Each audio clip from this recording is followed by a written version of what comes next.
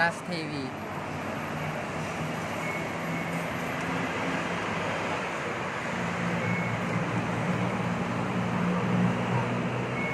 ขอบคุณค่ะ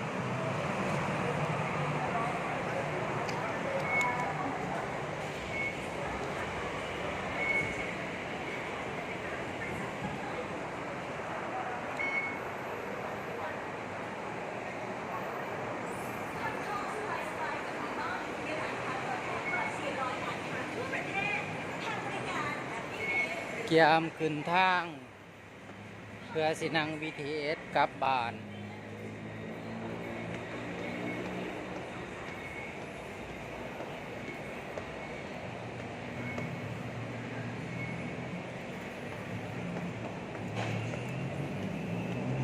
อันนี้ซ่านสลาบอนผารถ